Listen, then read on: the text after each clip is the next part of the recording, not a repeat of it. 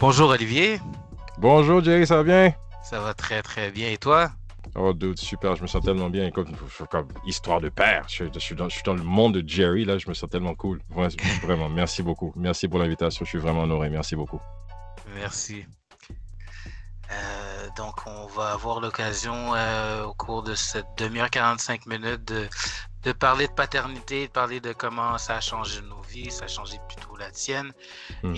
je vais vouloir apprendre à connaître un peu ta famille également et tes projets. Je sais que tu as un gros projet que tu... En fait, you're running with it depuis 99 épisodes en ce moment. Je checkais ça, j'étais comme wow. J'ai hâte de me rendre là, mais ça doit être énormément de travail. Euh, Ça va venir, ça va venir. La ouais, patience avant tout, mon homme. absolument, absolument. Donc, on va commencer brièvement. Si tu peux me parler un peu de toi, un peu de ton projet, justement, euh, de podcast, et par la suite, je vais rentrer un plus des questions sur la famille. Oh, avec plaisir. Moi, c'est Olivier, Olivier D, D-A-Y, c'est pas compliqué pour le passeport. Je vis à Montréal depuis 2001. J'ai grandi à Port-au-Prince, en Haïti. C'est là que pratiquement c'est tout mon vécu. Donc, je suis arrivé à Montréal en 2001. J'ai été à l'UQAM, étudié. J'étais à Concordia. J'étais à HEC aussi, éducation en communication. J'ai fait un peu de journalisme, fait un peu de Sciences Po. Le chemin de la vie, là-dessus, j'ai rencontré mon épouse, elle aussi haïtienne, femme du Cap, femme au Cap. On s'est marié en 2000. Let me not get this wrong. Let me not get this wrong. Ok, je vais te donner l'occasion de te On s'est reprendre. marié en 2009, et puis finalement, 2 enfants plus tard, finalement, on a déménagé en banlieue de Candiac, puis c'est là qu'on a fait notre vie, puis 2 jeunes enfants. Ma fille a 6 ans, mon fils a 3 ans. J'ai eu plusieurs chapeaux côté carrière. J'ai travaillé en communication, en télécommunication, j'ai travaillé pour Rogers, Bell. J'ai fait de la sécurité, j'ai fait aussi de la gestion, beaucoup de gestion. J'ai travaillé dans le système de santé. J'ai pris un peu de recul aussi. Puis là maintenant, juste question, vu que j'ai déjà fait ce chapitre vraiment carrière, corporate, tout ça. Donc, choix de la vie, question de prendre du recul, vraiment prendre soin de moi surtout. Prendre soin de mon foyer. Donc, j'ai pris du recul. Donc là, présentement, je travaille dans la logistique, l'organisation de services après-vente pour une compagnie de portes et fenêtres ici à Brossard. Donc, vraiment juste prendre un petit 9 à 5, vraiment de rien de monumental. C'est sûr que ça me stimule encore, ça fait appel à mes connaissances, mais sinon ça, rien de trop extraordinaire, majeur. It's like, OK, let's go and get it, let's grind and stuff. Donc, in terms of career, disons que j'ai pris un peu de recul. C'est un choix personnel. Good, mais ça te permet de travailler sur d'autres projets, j'imagine, puis on va parler tantôt de ton podcast, Oh, c'est sûr. et que ça prend énormément de ton temps, ben ça doit prendre énormément de ton temps également. Donc, pour toi, qu'est-ce que ça a changé la paternité? Oh, la paternité, vraiment, ça redéfinit les priorités parce que tu apprends très vite. Tu pensais que tu pouvais te dévouer à toi-même parce qu'il y a des fois, écoute, il faut être altruiste. Il y a des fois, il faut avoir un peu d'égocentrisme, il faut être un peu égoïste dans la vie pour pouvoir aller chercher ce qu'on veut. Mais c'est quand tu as un enfant, quand tu deviens de façon inhérente responsable d'un autre individu qui est délibérément et en toute forme confondue et toute forme et considération, tu es responsable de cette personne.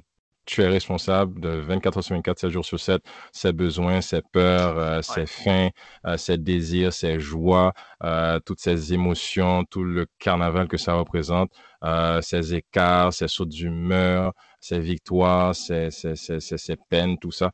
Donc, tout ça, ça passe par toi, là. Et quand tu Ouais. apprends vraiment cet aspect de sincérité et d'humilité, tu arrives vraiment à comprendre ce que c'est vraiment être selfless. Vraiment, qu'est-ce que fait vraiment faire un don de soi. Parce que tu peux pas toujours avoir toutes les réponses, mais tu as quelqu'un qui te regarde, qui cherche les réponses, genre toi. Donc, faut que Mhm. tu te démerdes, parce que veux pas, c'est pas toujours facile. Mais la paternité, pour moi, surtout, ça a été un éveil en termes de sacrifice. Je dis pas le mot sacrifice comme un tabou, mais vraiment un don de soi, vraiment comme la contribution et la générosité de ta personne pour un autre individu. Ça a vraiment changé de tout en tout. Wow. Un éveil, je retiens ce mot-là. Je pense que ça rejoint beaucoup ma paternité dans le sens que c'est avant ça, là, on connaît pas, en tout cas moi, j'ai l'impression qu'on connaît pas la vie avant d'être père. Puis c'est comme ça rejoint un peu une conversation que j'ai eue hier. C'est un peu une manière d'avoir un second level d'apprentissage Mhm. sur soi-même, la paternité. Fait que suis complètement d'accord avec ton éveil. Euh, Maintenant, si tu penses aux défis les plus importants que tu as en tant que père, ce serait quoi? Les défis, les défis, il y en a tous les jours, mais tout d'abord, c'est sûr que tu, tu ne cherches pas si tu veux, comme créer une copie conforme de toi-même, mais tu réalises que tu as des outils à donner, tu as des réponses à avoir, mais tu dois toujours donner du meilleur de toi-même. So, there's no half-assing fatherhood, c'est-à-dire que tu peux pas faire les choses à demi. Il faut vraiment te donner du tout au tout. Il faut savoir que you are dependable. Tes enfants doivent pouvoir compter sur toi. Veux pas, tu as tes moments de frayeur, tu as tes moments de faiblesse, tu as tes moments de fatigue. Mais pour moi, le défi, c'est vraiment toujours accepter le fait que moi aussi j'ai mes limites, parce que je veux toujours pouvoir donner du meilleur de moi-même. Mais il y a des moments que même en tant qu'être humain, tu réalises que à la base, même si tu veux être leur meilleur ami, il y a des fois, écoute, il y a des fois c'est difficile, il y a des fois peut-être c'est trop. Puis ça, c'est quelque chose que je suis vraiment très pro paternité, c'est-à-dire en termes de laisser tomber juste la façade du père comme infaillible ou quelqu'un qui a pas qui a pas de difficulté ou qui a pas de faiblesse. Moi, je sais pas que je suis contre ça, mais je pense que c'est un effort que nous, en tant qu'hommes, on doit faire vis-à-vis d'être un peu plus révélateur vis-à-vis de nos faiblesses et de nos limites en tant que telles, parce qu'il y a des fois, on a souvent tendance à juste comme mettre tout ce fardeau d'excellence et de performance parce que l'homme est un pourvoyeur, l'homme veut performer, l'homme veut fournir, il veut pouvoir protéger, il veut pouvoir éduquer. Donc moi, vraiment, c'est le défi de pouvoir, si tu veux, mettre un frein là-dessus, à des fois accepter le fait que, tu sais quoi, OK, peut-être j'ai pas envie de jouer. Ou bien des fois que non, moi aussi, moi je suis triste, mais pas nécessairement comme leur passer ma rage dessus, là, c'est comme, mais vraiment, Ouais. vraiment leur dire, OK, chérie, ou bien tonton, papa a pas vraiment envie de jouer, là, ou bien, non, peut-être on va pas jouer au basket, mais on va juste marcher, tu sais, trouver une façon de négocier ça, parce qu'il y a des fois, t'es pas dedans, t'es pas dedans, et ça aussi, des fois, c'est en termes, accepter ma fragilité. Ça aussi, pour moi, c'est un défi, tu vois, parmi tant d'autres, Hmm, mais ça, c'est un défi qui est venu juste en tête pendant que tu m'as posé la question, là. hmm.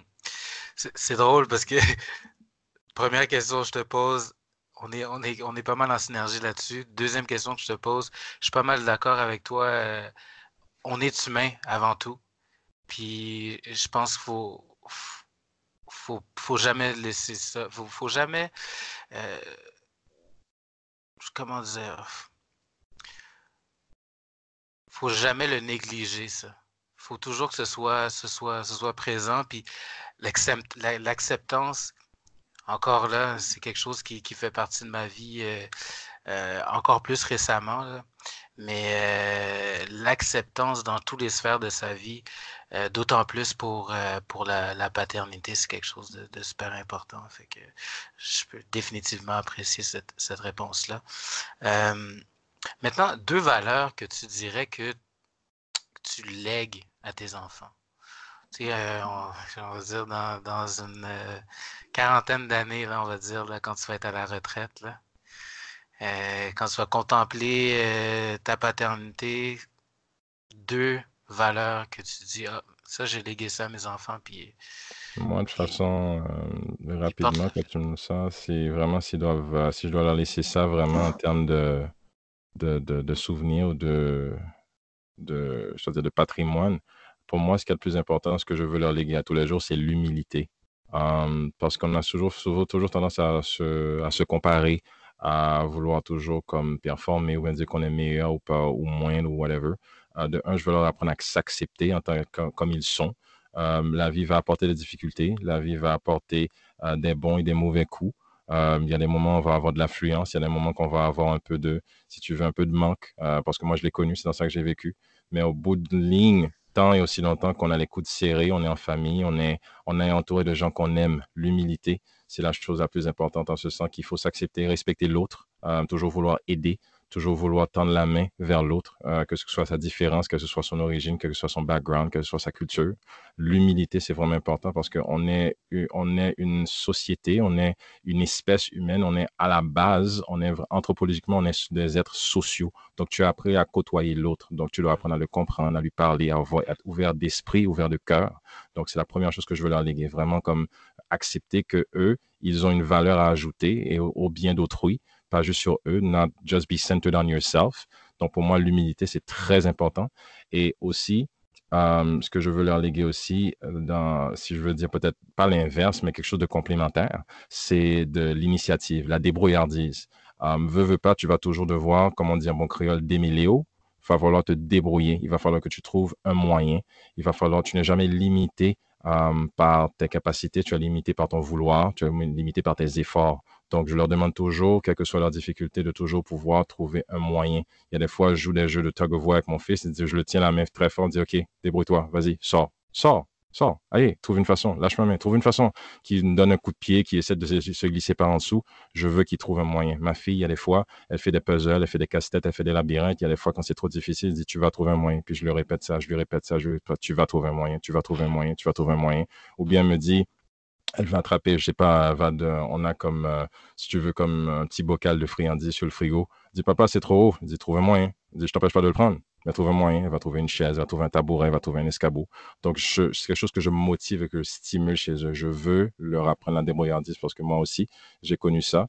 Parce que je veux effectivement qu'ils se trouvent dans une situation, même s'ils sont vraiment tout nus au beau milieu de l'océan Arctique, là, ils vont toujours un moyen de se faire ami avec des Esquimaux. Je sais que je paraphrase beaucoup, je suis très coloré, moi, dans mes explications, mais je veux qu'ils trouvent un moyen, pas juste penser que oh, I can't do it, I can't do it, I don't know, I don't know. Non, non, non, non.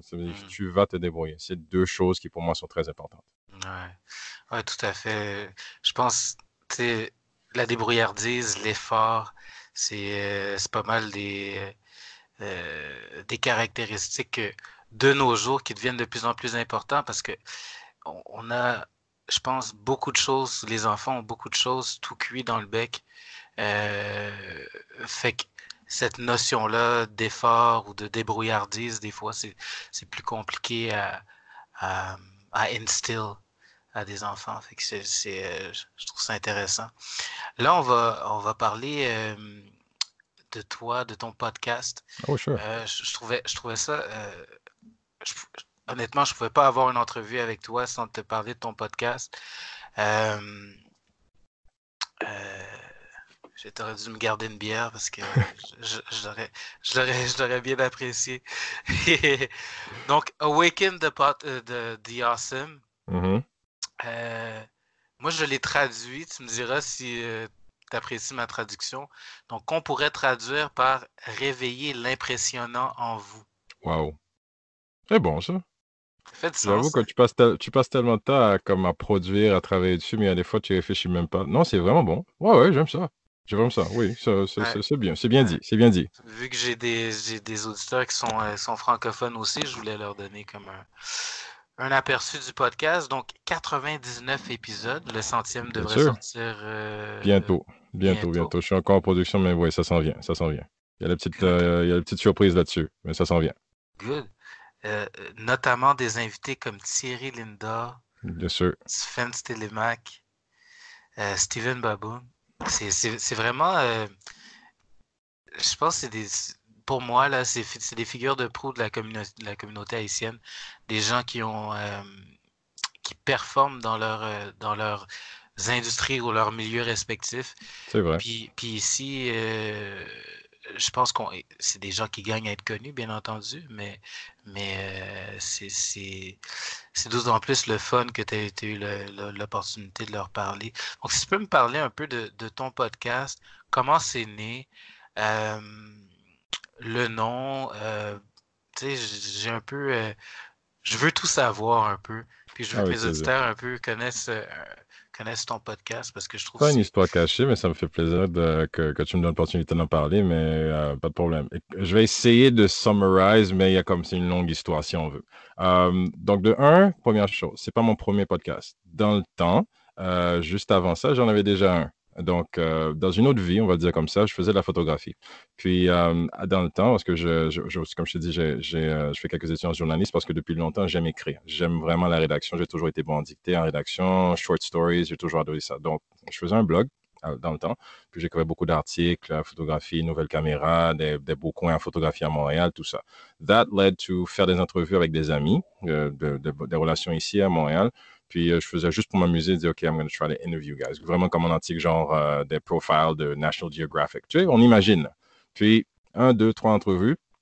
Puis, il y a un ami qui me lance une idée. Écoute, tu vas peut-être comme branch out, interviewer comme des photographes que tu apprécies, comme des gens vraiment de par le monde, parce que j'en connais beaucoup. Ce que j'ai fait, donc j'ai lancé des invitations un peu partout. Puis, oh, lo and behold, il y en a un en Californie, David Esquire. Il faut vraiment que je donne son nom parce que lui, c'est vraiment qui m'a poussé là-dessus. Donc, je veux toujours lui donner, rendre à César ce qui lui appartient. Donc, il m'a encouragé. Je lui ai envoyé mon entrevue écrite.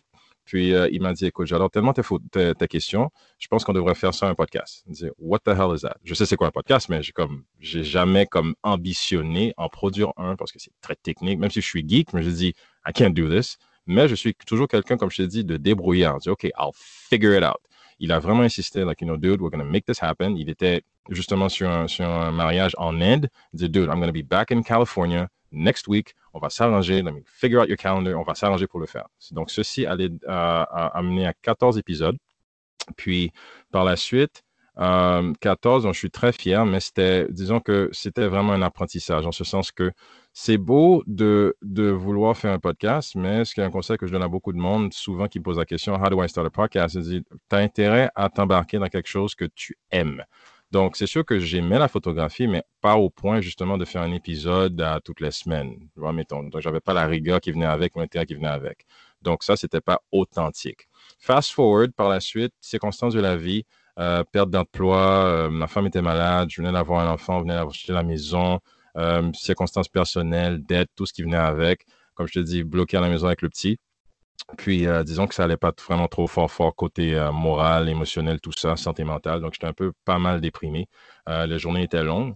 Puis, disons que, écoute, depuis un certain temps que j'étais assis chez moi, je me disais, OK, on déprime. Puis, c'est quelque chose que j'ai toujours aimé le mot awesome. Donc, je sais pas pourquoi ça sonne bien, ça résonne. Puis, c'est un hashtag que je me servais souvent sur Facebook. Puis, pendant le temps que je faisais ça, surtout, puis beaucoup de monde, je suis vraiment la personne que, tu sais, quand tu rentres dans le party, là, je suis comme, Hey, gang, comment ça va? Réveillez-vous. Je suis le genre de personne qui va t'accueillir au McDo, là, dit, Madame, bonne journée. C'est moi, ça. Mais disons que à cette période-là, j'étais rendu, disons personnellement, et je suis très honnête avec toi, un peu hypocrite. Parce que tu peux pas essayer d'encourager les gens si tu l'es pas toi-même. Tu sais, le bonheur doit être aussi à l'intérieur. Donc, c'est ce précipice-là que j'ai dû enjamber. Je dis, OK, il faut se lancer, il faut sortir vraiment de notre funk. Puis c'est là que j'ai décidé, écoute, je peux effectivement être dans une mauvaise passe, mais ça sert à quoi d'être assis ici, à comme me morfondre de ma négativité, ma toxicité, à passer mon temps à me déprimer? Ça sert absolument à rien parce que c'est assez désagréable. Donc, je me dis, OK, you know what? We're gonna awaken, on va se réveiller un peu. Tu sais, on va se réveiller, ça va pas changer demain, ça passe la semaine prochaine. On va trouver un moyen. Again, we're gonna figure it out. Et moi, je me suis dit, dans tout ce processus, OK, je peux ne pas être la seule personne qui vit ça. OK? Parce qu'encore une fois, misery loves company. Donc, je me suis décidé, OK, je vais, si tu veux faire, comme on appelle ça, un journal audio, parce que ma femme, you know, bless her heart, gotta say hi to the wife. Elle m'a vraiment encouragé, like, listen, you really enjoyed, tu as vraiment apprécié la version podcast. Maybe it's not the photography, c'est pas la photographie que tu aimais, mais you enjoyed doing the podcasting. Donc, peut-être, you know, you should do it about this process. Elle avait raison. Ce que j'ai fait, donc, vraiment, comme je dis à tout le monde, si tu vas à l'épisode numéro 1, c'est aussi banal que moi, je me suis fait rentrer dedans par mon char. Comme j'étais dans le trafic, puis il y a quelqu'un qui m'a rentré dedans par derrière. Je suis comme, ah, OK, j'ai juste fait un épisode avec. Et là, on est à... C'est l'épisode de 5 minutes, c'est ça? 5 minutes, puis c'est juste ça. Puis c'est vraiment l'observation de la vie, puis c'est juste moi qui réfléchis avec un petit peu l'aspect philosophique et de l'humour. Ça aurait pu être pire, tu sais, me dire, bon, écoute, c'est juste mon Fender, d'accord, c'est pas plus grave, la personne n'a pas fait exprès, tu sais, ça sert à quoi de me fâcher, c'est fait, tu sais. Et c'est ça qui a mené à 99 épisodes, mine de rien. Ça part de n'importe où, puis là, on est rendu là. Le nom, c'est vraiment ça. Un éveil, c'est vraiment moi qui travaille sur moi-même et qui me sert, si tu veux, de cobaye pour pouvoir aider les gens, que ce soit une conversation après une autre, même si pour moi, c'est assez vraiment banal de le dire, mais si je peux au moins comme inspirer ou influencer ou peut-être devrait avoir un minimum d'impact, porter quelqu'un à réfléchir, peut-être c'est quoi, peut-être c'est pas aussi mal la vie, tu sais, on peut peut-être d'ici demain se réveiller and again awaken une décision de plus, un pas de plus, une action de plus. C'est aussi simple que ça. I'm sorry, really long ass answer. Je suis désolé. Non, c'est une réponse qui, je pense, qui méritait d'avoir cette longueur-là. Je voulais vraiment que les gens l'entendent. Puis c'est drôle. Je dis ça depuis le début de l'entrevue. Là, on est vraiment sur la même longueur d'onde par rapport à plusieurs choses. Moi, je viens juste de lancer mon podcast. Puis je suis peut-être pas la même situation que toi, mais quelque chose d'assez similaire quand tu as lancé ton premier podcast. Pas ton premier podcast, le deuxième podcast. Mm-hmm. Donc, encore là, on peut vraiment relate par rapport à ça. Je voulais faire un peu un lien avec ton podcast et de la manière que tu... Moi, je trouve que c'est une manière très positive d'aborder la vie. C'est une manière très hands-on d'aborder la vie. Et je voulais savoir par rapport à ta paternité, tu sais, comment ça influence ta relation de père-enfant, de faire ce podcast-là. Oh oui. Ah, écoute, moi, eux, ils me voient travailler. OK? Ils me voient avec le t-shirt. Ils en veulent un. Tu sais? Ouais. On D'ailleurs, vend. montre-le, le t-shirt, je le vois pas. Ah, attends, faut que je sorte le micro de là. Attention. OK. Le vois-tu, là? That's OK. it. Ça, c'était un cadeau de ma femme. C'est vraiment pour ma fête. Ma femme en a fait quelques-uns. Ça, c'était vraiment cool. Tu sais, quand la famille t'appuie, là, c'est vraiment important. Ah, ça, Mais au niveau de la paternité, c'est sûr que je suis très hands-on. Parce que moi, vraiment, la priorité, first and foremost, je le dis à tout le monde. I'm a husband, I'm a father, and then I'm a podcaster. Tant et aussi longtemps que le bien-être de ma famille, de ma femme, de mes enfants est assuré, je suis heureux. And then we'll see about les différentes étapes qui sont importantes pour moi. Parce que l'important, c'est le bonheur du bien-être de ce qui me sont chers. Et c'est l'important qu'ils ont besoin de moi. Ils ont besoin que je sois là, ils ont besoin de me voir heureux, ils ont besoin de me voir m'amuser. Ils savent que papa peut rire, papa a ses moments de sévère, papa a ses moments sérieux, ses moments fermes. Ils me voient travailler, ils me voient aller au bureau. Je me lève à 4 heures du matin, je prépare le petit déjeuner, on va prendre le bain, on arrive à l'heure, tu sais, je les dépose. L'après-midi, c'est ma femme qui passe les prendre, j'amène mon fils au karaté, j'amène ma fille au soccer, tu sais. Donc, la rigueur, la responsabilité. Donc, tu ne peux que mener par l'exemple. J'aime souvent dire ça. You cannot give what you don't have. Tu ne peux pas demander de la rigueur, tu ne peux pas demander de la rigueur ou du sérieux, de la ponctualité si tu ne peux pas le montrer par l'exemple. Je ne parle pas de perfection. Je parle simplement de donner l'exemple. Pas à tous les jours, mais je ne donne pas, encore une fois, je répète, on ne demande pas des pères parfaits, on demande des pères performants, on demande des pères présents, on demande des pères aimants. Bon, je le répète, en grandissant, ma famille, mes parents, ma soeur, mon frère et moi, on a eu des bons moments, comme je dis, des moments d'affluence, et on a eu aussi des moments de manque. On sait ce que c'est, tu sais, mais au moins, en bout de ligne, on savait que on était aimé. Parce qu'il y a des fois, mon père, il travaillait sur la route, il n'était pas toujours là, mais on savait que je ne peux jamais accuser mon père d'avoir été absent. Mon père était toujours là pour nous, et moi, c'est ce que aussi je veux léguer à mes enfants. La présence, l'amour, la compréhension, l'écoute. Il n'y a jamais de barrière en ce que mes enfants peuvent me dire. Vis-à-vis de ma relation, si je peux prendre l'exemple que je vis avec ce podcast vis-à-vis de ma paternité, moi, j'encourage mes enfants à faire toutes les choses qui peuvent leur faire plaisir. Ma fille, des fois, écoute, elle veut faire de la peinture avec ses orteils. Je dis, OK, vas-y. Écoute, mon fils, écoute, il veut sauter du lit, il veut faire son camion de pompier dans l'escalier. Il dit, dude, fais attention à ne pas te casser le cou, mais je vais les inviter à pouvoir juste être eux-mêmes parce que tu dois pouvoir faire les choses que tu aimes. C'est très important de vivre ta propre personnalité parce qu'encore une fois, je n'élève pas une copie conforme de moi-même. Je prends les meilleurs outils que j'ai pu comprendre et apprendre et saisir sur ce cheminement de la vie et pouvoir les armer. Parce que moi, en tant que père, je me vois comme, c'est encore une fois très imagé, moi, je me vois comme un port, c'est-à-dire un port pour les navires, là. Ils sont appelés à partir en voyage sur le cheminement de la vie. Donc, moi, je dois pouvoir les armer. Est-ce qu'ils ont du ravitaillement? Est-ce qu'ils ont les connaissances? Est-ce qu'ils ont des cartes? Est-ce qu'ils ont des boussoles? Est-ce qu'ils ont des canaux de sauvetage? Et s'ils ne sont jamais perdus dans le brouillard, ils savent qu'ils peuvent retourner à bon port. Ça s'appelle papa. Je suis là pour ça. Tu comprends? Mais je ne suis pas Ouais. là pour les garder tout simplement au rivage. Je veux dire, non, tu ne vas jamais voyager. Ce n'est pas mon rôle. Mon rôle, c'est de pouvoir t'armer, de t'éduquer de façon à pouvoir faire ton propre voyage. Moi, donc, c'est pour ça l'aventure que tu me vois sur les posts sur Instagram ou bien ce que les conversations que j'ai avec les gens. Vis ta vie avec passion, vis ta vie avec curiosité, vis ta vie avec sérieux, avec la discipline. Il y a des fois, ce n'est pas toujours agréable parce que, écoute, faire un podcast, il faut de la discipline pareil, mais c'est des choses qu'ils me voient faire continuellement. Et quand leur mère leur a dit, ah, vous savez, papa va faire l'épisode numéro 100, hein, puis ma fille m'a regardé vraiment comme elles ont explosé. C'est un gros numéro, ça, 100, papa. Elle dit oui. T'as fait 100 épisodes? Je dis oui, papa. Papa a fait 100 épisodes. C'est important. C'est important pour Ouais. moi, c'est du vécu. Encore une fois, you can't give what you don't have. Donc, je serais Hmm. vraiment hypocrite de ne pas vouloir leur exiger ce que moi aussi je leur donne à tous les jours. Pour Ouais. moi, c'est du donnant-donnant. Ouais, absolument, absolument. Puis déjà, à leur jeune âge, est-ce que tu as pu déceler des passions chez tes enfants? Ma fille est très créative. Elle adore la peinture. Elle est très, très, très bonne en casse-tête. Elle adore gérer justement comme se secouer les ménages, les labyrinthes. Elle adore ça.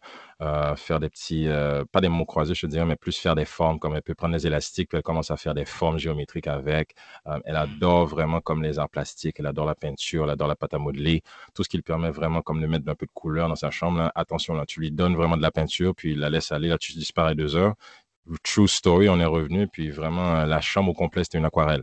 C'était extraordinaire. Mais Wow. non, you can't even imagine. Essaye même pas d'imaginer. Imagine le pire and then go up a notch. C'était extraordinaire. C'était Mais créatif. elle avait carte blanche. Elle avait carte blanche. Elle avait carte blanche. On a dit, Ok. OK, ce jour-là, on la laisse, puis on savait ce qu'on faisait, mais disons qu'on a passé un bon 45 minutes à tout nettoyer. Mais c'était assez spécial. Mais elle s'est amusée comme un petit fou. Mon fils, lui, mon fils, il est un peu macho. Il est un peu macho, mais disons que mon fils, il est très. Lui, par contre, il est débrouillard. Et il est débrouillard. Tu vas lui dire non, mais tu vois, sa tête, il travaille. Il dit, OK, d'accord. Donc, il m'a dit non là, mais si je demande encore pour lui montrer que, tu sais, il a un art de négociation. C'est pas que je dirais il est manipulateur, mais il est très mesquin en ce sens. C'est-à-dire, il a le bon mot pour gagner son point. Tu Ouais, sais, et il a juste ouais. 3 ans. Donc, des Aïe, aïe, passions. aïe. Non, lui, il est Ça bon, va. là. Il a juste 3 ans, mais il est vraiment bon, là. Tu le vois, il Ouais. est éveillé. Il est tout mignon, tout calme, mais c'est la façon dont il te demande ça. Puis tu vois, did you just con me? Did you? Mais non, mais lui, il est vraiment passionné. Il adore les voitures. C'est sûr, les pas de patrouille, écoute, ils ont déjà envahi chez moi, là.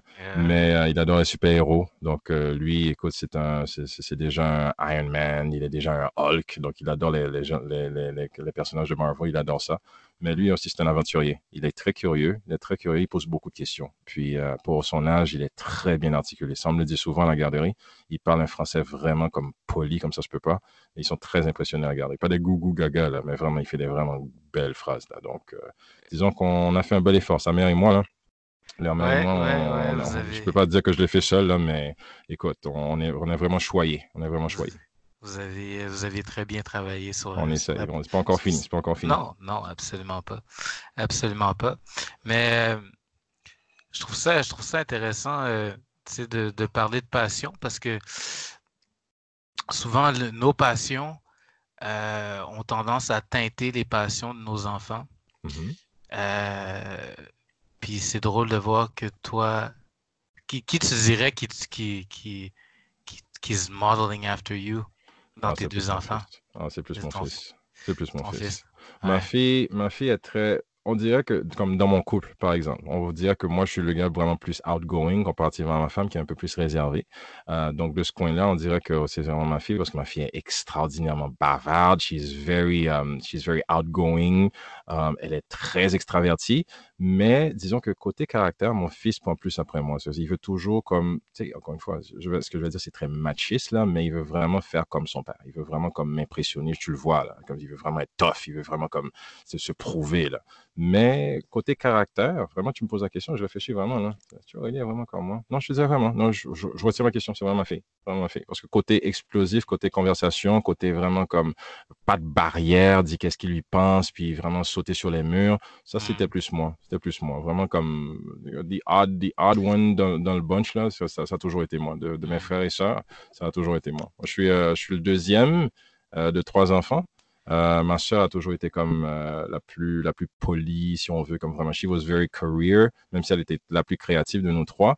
Mon frère a toujours été le bébé de la famille, même si je l'adore, là, si on dit ça vraiment. Mais moi j'ai toujours été comme, si tu veux, comme un peu à part, dans les franges, mettons. Ouais. Euh, En terminant, je vais aborder un sujet qui est un peu tabou dans notre communauté, puis ça commence même, tu sais, dans notre société, on Mhm, commence à effleurer cette problématique de la maladie mentale. mhm, Euh, je sais que c'est quelque chose qui t'interpelle beaucoup. Tu en as parlé beaucoup. dans tes podcasts. Mhm. Euh, Premièrement, ta vision là-dessus? C'est quoi euh, ouais, ta vision par rapport à... Moi, comment je vis ça? Le plus important pour moi, et c'est très important que, quelle que soit la personne qui écoute ce message, c'est vraiment très important. De un, je vais vraiment ouvrir vraiment comme un message d'appel et d'amour.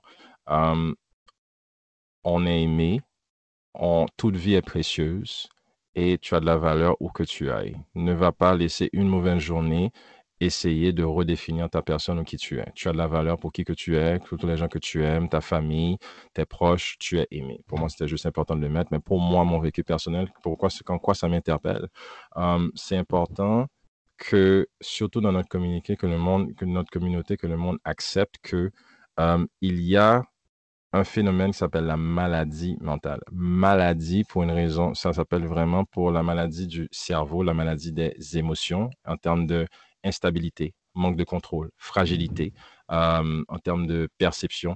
Parce qu'on regarde des mimes souvent, là, je me casse une jambe, je reçois des fleurs, le monde vient me visiter à l'hôpital, ou bien quelqu'un m'apporte de la soupe, mais je dis que je suis déprimé, ça, silence. Oh, ça va aller, passe une mauvaise journée, c'est juste mauvaise passe, c'est Mhm. correct. Ou bien justement, tu reçois pas de texte, ou bien c'est comme, c'est fragile, faut pas le dire.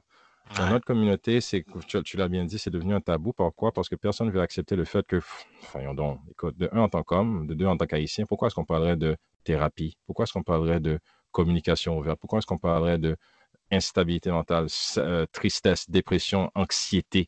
C'est des choses qui sont vraiment réelles. Parce qu'on est en train de ouais, le gérer avec beaucoup plus de, on est beaucoup plus exposé parce que veux pas, les êtres humains sont des éponges émotionnelles et psychologiques. Donc, tu emmagasines les émotions des autres, tu emmagasines la frustration, la toxicité. C'est de l'énergie, veux pas. Et qu'est-ce qui arrive? À un moment, ça déborde. Parce qu'il y a des fois, que ce soit ton être cher, ta conjointe, ton conjoint, tes enfants, ton boss, tes collègues, le chauffeur de métro, le chauffeur de bus de métro, whatever, là, c'est beaucoup. C'est toxique. ouais. Maintenant, ajoute ça tes propres préoccupations personnelles, parce que là, maintenant, on est in the age of information and distraction and exposure. Donc, on est exposé et influencé par tout ce contenu, ces comparaisons, ces perfect life. Oh, look at me, look at my millions, look at my Tesla, look at my mansion. Là, je suis my career 10x, tout ça. Excuse-moi, là, ça a un effet. Ça a un effet parce qu'on a tous nos insécurités, parce qu'on ne veut pas avouer qu'on est fragile, on ne veut pas avouer qu'on est frêle, on ne veut pas avouer qu'on a des limites, comme je le dis souvent. Donc, Mhm. moi, ça m'interpelle beaucoup parce que je l'ai vécu à tort ou à travers. Ça n'a pas toujours été agréable et je continue. J'ai fait énormément de travail sur moi, mais la première chose que j'ai fait, c'est parler. Men don't talk. Je parle pour les hommes, je parle pour les pères. Men don't talk. Il y a un très haut pourcentage, malheureusement, de pères qui prennent leur vie parce qu'ils sont incapables de gérer avec le fait de devoir avouer. Ils préfèrent justement sauter la vie que de devoir simplement faire le geste, le premier geste, le geste le plus important que d'avoir ce dialogue, que ce soit avec ton épouse, que ce soit avec ta blonde, que ce soit avec ton patron, un ami ou quelqu'un totalement, totalement détaché, un thérapeute. Si tu as Ouais. un emploi et si votre entreprise vous donne accès à des services de soutien à l'emploi, appelez-les, c'est gratuit, vous payez pour. Votre paye, ça paye pour. Vous faites un appel, un 800 totalement confidentiel. Il y a justement un aide sociale, un assistant social qui va vous parler, que ce soit en 45 minutes. Et puis, si c'est nécessaire, ils vont vous référer à un thérapeute. Un ou deux ou trois appels. Ça, je l'ai fait, ça, je l'ai aidé. Et ça aide. Donc, c'est énorme. Et je te remercie vraiment d'ouvrir la conversation parce que oui, ça vaut la peine d'avoir ce dialogue. C'est vraiment important. Excuse-moi, je suis un peu parti là-dessus parce que ça me touche beaucoup. Ben, regarde, ça me touche énormément aussi, fait que je voulais, c'est que c'est clair que j'allais prendre cette opportunité-là d'en parler puis que tu puisses me donner ton opinion là-dessus. Euh, il faut que je te pose cette question-là parce Bien que sûr. tu as tellement éloquemment parlé de la maladie mentale que il faut que je te pose cette question-là. Mm. Euh, Par rapport à la paternité. Tu sais, Mhm. euh, quand un père vit des moments difficiles et les enfants, ils sont là. Les enfants, on sait que les enfants, ils captent. Ils n'ont pas besoin qu'on leur dise souvent des choses. Ils vont pouvoir capter que le père, il va pas bien. Mhm. Quels sont tes trucs par rapport à ça, là, par rapport à vivre un épisode de détresse mentale ou peu importe, puis d'être père en même temps? Comment je peux vivre ça? Je vais te donner deux exemples. Vraiment, vraiment banal, mais je vais prendre ça parce que c'est très vif. Je me rappelle quand ma fille est née, quand c'était mon premier enfant. Puis, écoute, à cette époque-là, encore une fois, j'étais en plein corporate, là, donc j'étais souvent sur la route, je voyageais, puis ma femme était à la maison, je rentrais tard. Écoute, genre typique, vraiment prendre les appels pendant le souper, puis les week-ends, puis la barbecue, puis t'étais en plein dedans, là. Puis, bien sûr, premier enfant, c'est stress. Il n'y a personne qui peut t'expliquer ça avant que tu le vives. Puis, il y a un collègue, justement, lui, il avait quatre enfants. Puis, il me l'a dit de nulle part, là. Je me rappelle encore. Il n'est plus avec l'entreprise. On a tous les deux fait notre carrière. Mais un exemple qu'il m'a donné, puis ça m'a servi parce que je l'ai vécu. Il m'a dit, euh, tu vas avoir un moment. Il m'a dit, ça, il m'a pas dit ça se peut. Il m'a dit, tu vas avoir un moment où tu n'es plus capable. L'enfant est en train de pleurer, en parlant du bébé, l'enfant est en train de pleurer, l'enfant est en train de chialer, excuse-moi l'expression. Écoute, tu seras plus capable. Ce que tu fais, tu déposes l'enfant dans le berceau, tu laisses la porte ouverte, s'assurer que, écoute, il ne va pas rouler ou s'étouffer, comme on le sait, ça peut arriver. Tu lui mets un biberon, tu allumes une petite radio, tu descends au sous-sol, tu prends un oreiller, puis tu gueules dedans. OK?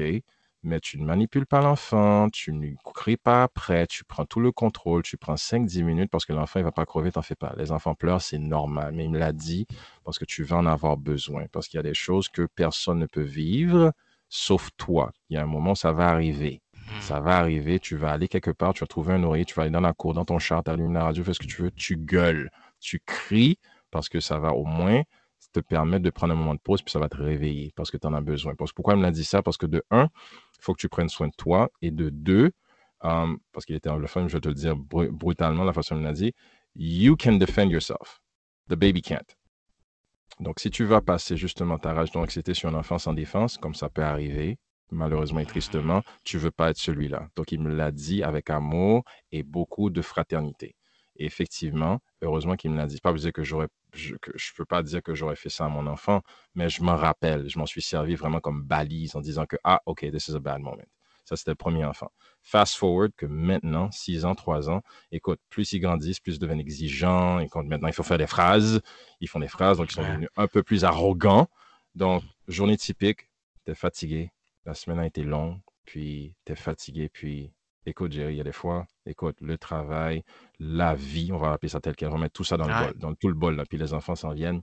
Mes trucs actuellement, là, c'est, je rentre avec eux, je sors de l'école, je sors de la garderie, je les rentre, je leur mets une collation, que ce soit un beurre de peanut, une banane, quelque chose, je les laisse à la cuisine, ils vont pas sortir là. Puis moi, je monte dans ma chambre, je m'assieds sur mon lit, puis je prends 5 minutes de respiration. Je respire, puis je le dis carrément. I am impaired, c'est-à-dire je suis pas stable. I am sad. I am tired. Donc, c'est-à-dire, j'avoue mes émotions, je me parle à moi-même, ce qui est totalement normal. Il faut d'abord l'avouer. You can't keep that shit in. Excuse-moi l'expression. You can't keep that shit in. Il ne faut pas le faire. Donc, il Mhm. faut l'ouvrir. I am not well. I am sad. I am tired. But these kids need me. Il faut vraiment clore avec le fait que tu ne dois pas t'échapper ou avoir honte de tes responsabilités. Parce que kids don't ask to be born. Quand je te dis, je suis très pro-paternité. Kids do not ask to be born. Tu vis tes épisodes, c'est pas leur faute. Tu ne peux pas les blâmer, tu ne peux pas te passer ta rage sur eux non plus. Tu Mhm. les aimes, tu les encadres, tu les adores. Puis, une fois que j'ai pris un 5-10 minutes, il y a des fois, si ma femme est là, je lui dis, babe, tag, donne-moi 10 minutes. I'm gonna just like, je vais prendre un moment, puis je vais m'écarter. Si vous n'êtes pas en couple, je peux comprendre. Il y a des monoparentaux ici. Mais après ça, je retourne, puis on rit, il n'y a pas de problème. Puis Moi, je te dis, j'ai une conversation très ouverte avec mes enfants, pas pour leur dire comme tous les problèmes de la vie, les dettes ou bien l'hypothèque, tout ça, là. Mais je vais les aborder, je vais leur dire, mes amours, papa est un petit peu triste. Loulou, qu'est-ce que tu penses? Comment est-ce que papa pourrait traiter ça? Loulou, Noah, voilà, qu'est-ce qui s'est arrivé au travail? Qu'est-ce que tu penses? Papa a un collègue qui lui a pas bien parlé, ou bien il y a un client qui m'a fermé le téléphone parce qu'il n'était pas content de papa. Qu'est-ce que tu penses que je devrais faire? Qu'est-ce qu'il t'a fait, papa? Il n'était pas gentil avec toi? Écoute, demain matin, tu réponds pas au téléphone. Toujours des N'importe réponses quoi. aussi simples, hein? N'importe quoi. Puis justement, tu vois, toi aussi, ça te fait rire, donc crois-moi, moi aussi, ça me fait rire. Ça a l'air de rien, ça n'a l'air de rien, mais le dialogue est important. N'allez pas mentir. C'est sûr que vos enfants ne sont pas cons et c'est sûr qu'ils ont le temps d'être, si tu veux, comme teintés par le cheminement de la vie. Ça, c'est leur cheminement. Mais en ce qui a trait à leur vécu avec toi, ils doivent savoir que leur papa est d'abord honnête, leur papa est sincère, leur papa est aimant. C'est sûr qu'il y a des moments, tu vas péter ta coche. Il y a des moments où ils vont te mettre en retard. Il y a des moments où ils vont pas vouloir mettre leur mitaine. Il y a des moments où ils vont comme, tu viens de les habiller puis ils vont se renverser du cornflake sur les vêtements. Ça va arriver. Guess what, the kids? You signed up for this. All right? Mais n'écarte jamais le fait que si tu les abordes avec franchise, sincérité, amour et dévouement, la formule est simple. And you know what? You get to try again tomorrow. Tu vois, acceptez-vous, mes amis, c'est très important parce que le but, c'est pas la perfection. Le but, c'est la présence et l'efficacité. You try again. C'est tout, c'est tout, c'est tout, c'est tout, c'est tout. Wow. Sérieusement. Tantôt, j'avais comme une poussière dans l'œil, mais c'était pas une vraie poussière. T'es fin, t'es fin. Excuse-moi, j'ai souvent tendance à go on a rant, puis je parle, puis j'arrête jamais. Non, Je suis désolé, dude. non, mais sérieusement, comme. Disons que je t'invite déjà pour un deuxième épisode. C'est Avec clair, plaisir. Avec plaisir. c'est clair qu'on va avoir d'autres sujets à discuter. Avec plaisir. Mais avant tout, j'aimerais te remercier pour l'épisode d'aujourd'hui. Hey, merci pour l'invitation. Ça me fait plaisir. Merci beaucoup. C'est vraiment, vraiment le fun. Je pense, tu sais, ça s'est fait super vite. On se connaît pas, on se connaissait pas. Maintenant, on se connaît. Mais je te remercie vraiment d'avoir pris le temps de m'avoir donné des conseils aussi, là. Veux pas. Puis d'avoir été mon deuxième invité d'Histoire de Père. Donc, Jerry, écoute, je te félicite. C'est une très belle aventure. Comme je te dis, c'est un épisode à la fois, un invité à la fois. Reste discipliné. C'est un très, très, très beau cheminement. C'est une bonne façon justement d'ouvrir la plateforme à la discussion parce que c'est ce qui est le plus important. On est des êtres humains. On est là pour se côtoyer, discuter, converser, échanger. Donc, je te félicite beaucoup pour cette aventure, cette nouvelle, tu vois, comme un beau nouveau chapitre, vraiment. Et puis, encore une fois, anytime you want some tips, tu sais, on me rejoindre, dude, je suis là pour t'aider. Écoute, sans épisode, c'est pas comme ça que c'est arrivé. Là, j'ai fait des conneries moi aussi. Donc, moi, it's all about paying it forward. Donc, si je peux t'aider, ça va me faire vraiment plaisir. all right, Olivier, merci beaucoup. J'apprécie énormément. All right, dude. Allez, passe une excellente soirée. Salut à tout le monde. Bonne soirée à tous. Merci. All right, ciao.